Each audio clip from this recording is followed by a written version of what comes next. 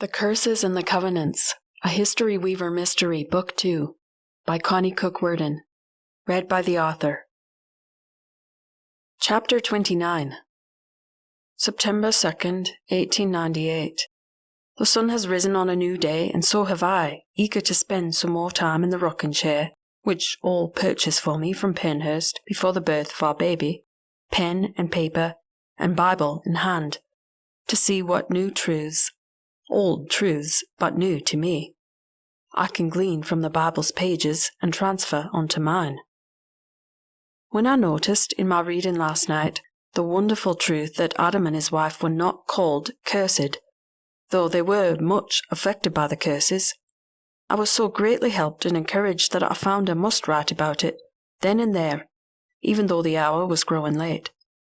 I felt as though the most pressing question I've been asking was answered by that realization. No, I was not cursed. All was not cursed. Little Ollie was not cursed. We were subject to the effects of the curses issued over all creation. But we ourselves were not cursed by God. I could have wept from joy when I first saw it, and I still find myself weeping a little at the thought as I write.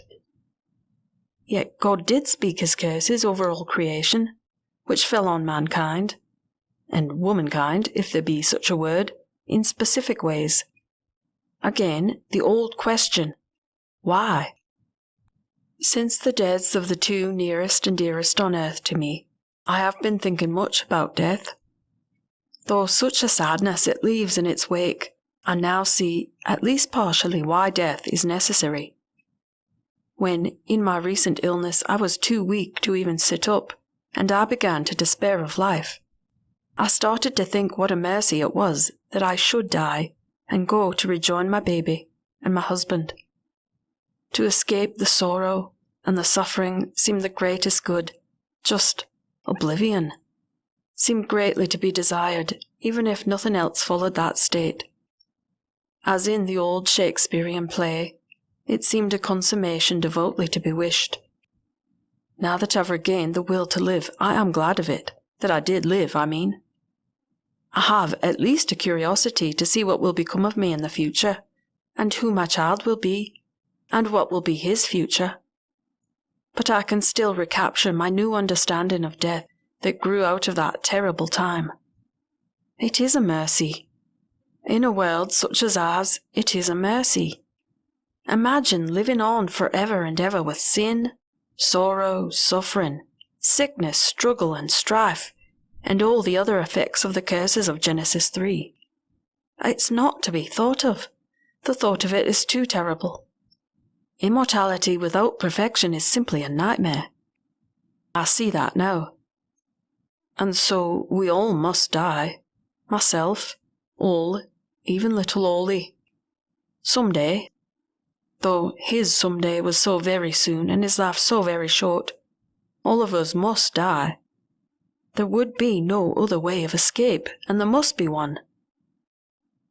But why must the earth be full of sin, suffering, sorrow, sickness, strife, etc.? That is the question which now holds my attention. The mercy behind the other effects of the curse I'm still looking to grasp, though I believe they are there, just as surely as there is a mercy in the curse of death. There are notions darting about in my brain like fireflies in a fog that I can't quite catch hold of. When I'm clearer in my thoughts, I must try to capture them on paper. But now I must get on with my daily tasks, simple and few though they be. I must keep up good habits, I feel, even in this strange time. And so I will return again to this subject at another time. The first person I contacted in the morning was Sarah. I wanted to talk to her before I said anything to Pete. Sarah, I jumped in without any preamble after her hello.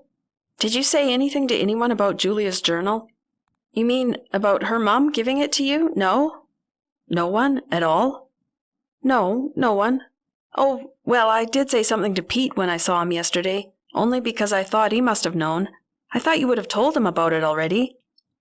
No, I haven't. Thanks for that. I didn't have the chance. I was in Cherryton most of the day with Ma for appointments yesterday. Okay. Sorry, I didn't know. Oh well, I was planning to give the journal to him today anyway. I just hope he doesn't think I'm holding out on him. He did sound a little surprised that Julia's mom would give you the journal first. So was I. But you didn't mention it to anyone else at all? I pressed her. No? Positive? Yes, I know I wouldn't have, just Pete, because it concerns him. I paused while I thought it through for a second. Besides Sarah and Pete, the entire roomful of people at Fairchild's house when Tamara had given me the journal would have known about the exchange. Probably Dr. Fairchild and George knew as well. It was Beaver Row. Word could have got out from any quarter. Why do you want to know who I told about the journal? Sarah asked curiously. No reason. I mean, nothing, really. Just wondering who else might have known I have it. Oh well, other than the police, probably nobody would care. Sarah brushed off the subject as unimportant by her tone. Anyway, how were Aunt Evangelina's appointments? How do the doctors say she's doing? The conversation shifted to my mom's health, and I put aside my wonderings about who might possibly have known I was in possession of Julia's journal. It was Saturday morning, but I knew Pete would be working, so I dropped by the police station unannounced to find him. I had information on a case, after all, so there was no reason I shouldn't. I hadn't wanted to get into it over the phone. Hey, Ange, he greeted me informally. What's up? This, I said, passing Julia's journal to him. He took it and paged through it, then looked up at me questioningly. Is this Julia's? He asked. Good guess. How'd you get it? Her mom gave it to me to look over before giving it to you, just in case there was anything in it that might make sense to me from my sessions with her. I thought Sarah told you about it. She mentioned something, just making sure she got it right. And... You mean, did I learn anything helpful from it? Not really, no. But this is the most interesting part of it to me. I showed him the spot where a page had been cut out of it, deciding that would be the best way to launch the story of last night's scare. He listened to all the details in silence, weighing them mentally. I avoided telling him the exact location of where we'd hidden the spare key. Instinct told me I'd be scolded on that one. I know I sound like a crazy person. No, not crazy, maybe a little paranoid, but not crazy. You think I'm imagining things? You don't think there's anything to it? I just said maybe. I have no way of knowing. You'd know better than I could how likely you would be to remember the way you left things. If you want to make an official complaint, we could do a proper investigation, check for fingerprints and all that stuff. I considered the possibility, but it seemed a little over the top for what I had to go on. Besides, nothing was disturbed or missing, except perhaps one page of a journal. I don't think I want to make it official. I just wanted to know what you thought about it. For one thing, who all would know where you keep your spare key? No one, officially, other than Ma and me. But anyone who happened to check under the mat. Pete groaned. No, don't tell me that. You keep a spare key under the mat. No cop ever wants to hear that. I know. Stupid, really. We only do it because it's Beaver Row, and you never expect anything bad to come of it. It's handy if a neighbor needs to come in if you're away, or like when Ma had her fall. In case of emergencies, it's a Beaver Row thing. Great, Pete grumbled. Well, I haven't heard of any burglary rashes due to our laxity with spare keys around these parts. No, I suppose not. I just wish people took their own security more seriously, Pete said, still frowning. Anyway, so anyone could have come in if they'd thought to check under the mat for the key. I see that, Pete said grimly. Who knew you were away for the day? He asked next. Again, no one officially that I can think of. Anyone Ma may have told, I guess, but again, anyone who happened to drive by and notice my car gone, especially after dark with no lights in the house on, anyone would have known we were away. And you're sure nothing else was missing? There were no other signs of a break-in, just the light coming on and the journal being flipped over and possibly a page cut out? But nothing else? I mean, there was no chance it was just a common break and enter? No, I don't think so. I suppose I didn't check every valuable in the house, but that's because there are no valuables in the house to speak of. Just you and your Ma, eh? Pete grinned at me. Just us. We're by far the most valuable pieces on the premises, I grinned back at him. I agree, he said casually. But my heart was warmed by his light words in spite of myself. Hope kept itself alive on very little food, I'd noticed. Next question, who knew you had the journal?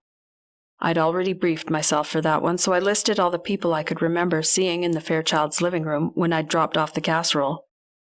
Most of whom, other than Larry and the Fairchilds themselves, I knew very slightly. I'll do some thinking on it, Pete promised me, and let me know if you remember anything else or if anything else comes of it. Thanks, I will. Sorry I couldn't be more help with the journal. Well, thanks for bringing it to us, even if a little after the fact. I know, not my fault. Well, not entirely my fault. He grinned again and waved as I walked to the door. As I drove away from the police station, it occurred to me that I'd forgotten to say anything to Pete about my last conversation with Julia. I didn't want to be accused of holding out on him again, so I turned the car around in the nearest driveway and pulled back into the parking lot of the station. Pete was on the phone with his back to me when I was ushered into the office. It was? For sure? As expected, but good to have it confirmed, he was saying. When he spun his chair around and saw me, his face was serious. News on Julia? I questioned. Cause of death was a fall from the bridge, with near certainty, he said shortly. Does that automatically mean suicide? I wondered out loud. Not necessarily, he said shortly, but most likely. We still have to consider all the facts in the case. There doesn't seem to be any suspicion of foul play as yet. Well, I don't know if this might help, but... And I repeated my last conversation with Julia as best as I could for him. I got it all out without breaking down, but after I finished, I could feel the tears surfacing, and I willed them back. I didn't know why I didn't want Pete to see me cry, but I just didn't. That does add more weight to the probability of her jumping off the bridge herself, he said thoughtfully. You didn't find anything in the diary that might indicate Julia was suicidal? Nothing like a last note or anything? I shook my head, words not forming past the lump in my throat. Recalling Julia's last hopeless words to me and my helplessness in the face of them wasn't something I could shake off in a moment.